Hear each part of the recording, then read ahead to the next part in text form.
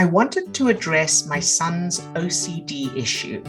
I don't know if it's got worse because he can feel that I've been struggling with anxiety too lately.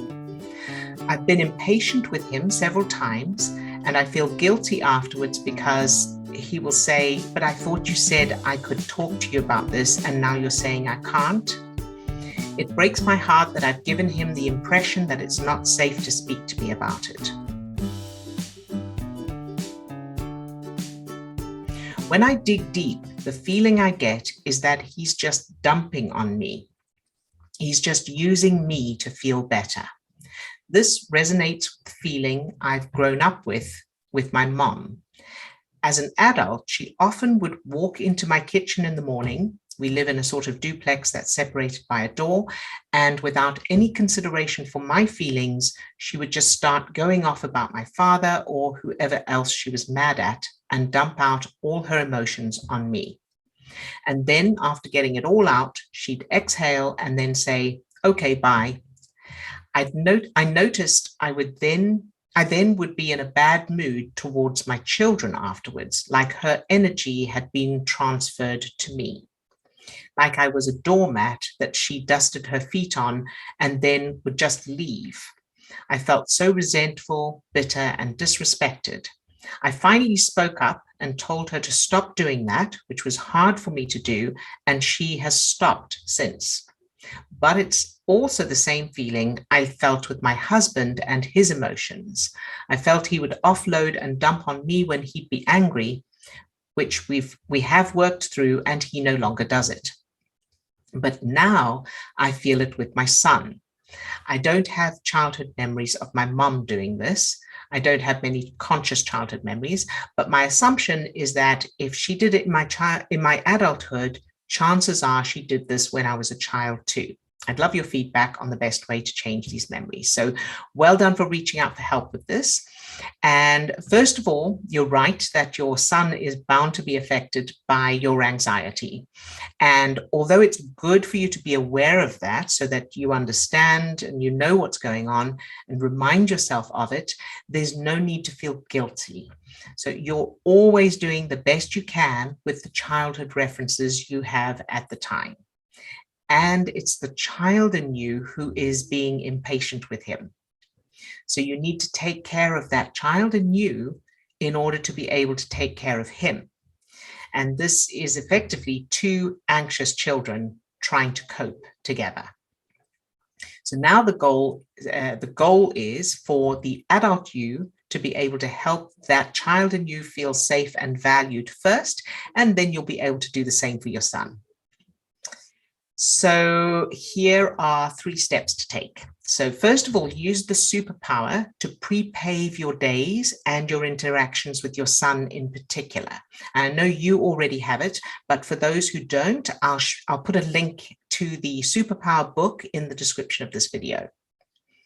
So then the next step, when you're starting to feel a little impatient, imagine pressing pause in your mind and give that little you a hug. Imagine hugging the child in you.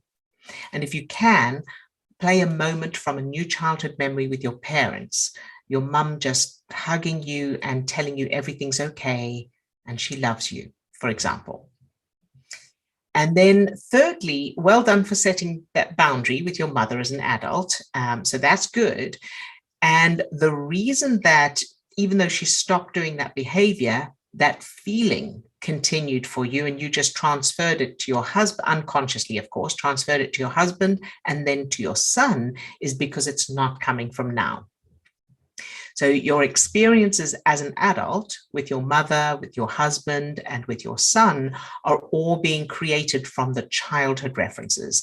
And if your son were to also stop that behavior now, that feeling would still continue by being transferred to something else or someone else in your life.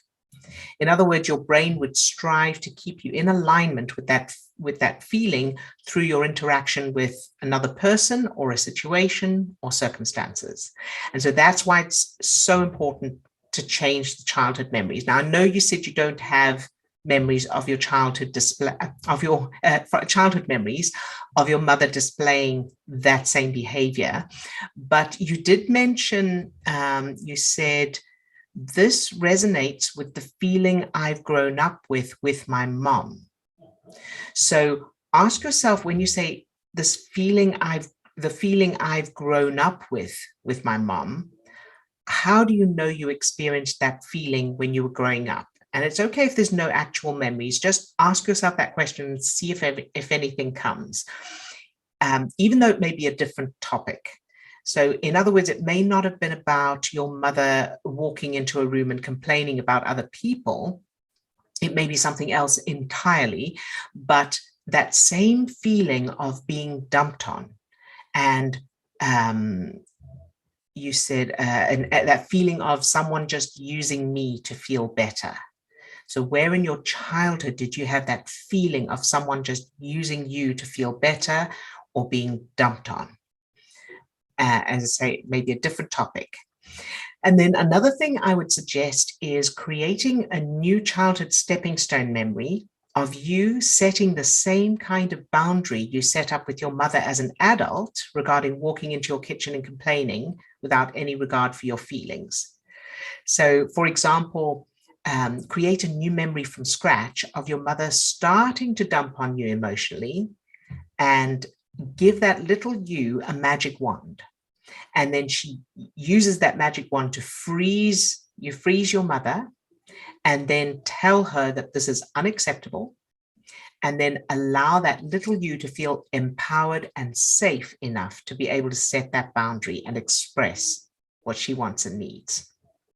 Then make sure that your mother is able to see it from your perspective, and that she's apologetic and kind and compassionate and respectful to that little you. And then create a final memory of your mother walking into a room and asking you how you're doing, how you're feeling. And she's more interested in how you're feeling than in telling you what she's feeling. So make sure that she's always calm and happy and confident and loves spending time listening to you and supporting you.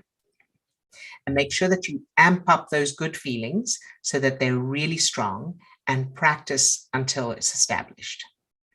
And then moving forward, whenever you find yourself starting to feel impatient with your son, immediately imagine hugging the little you and play just a short moment in time of your mother being kind, patient, and supportive of you, and putting you first, putting your feelings first. So I hope that helps, but of course, let me know if you need more suggestions or help with that.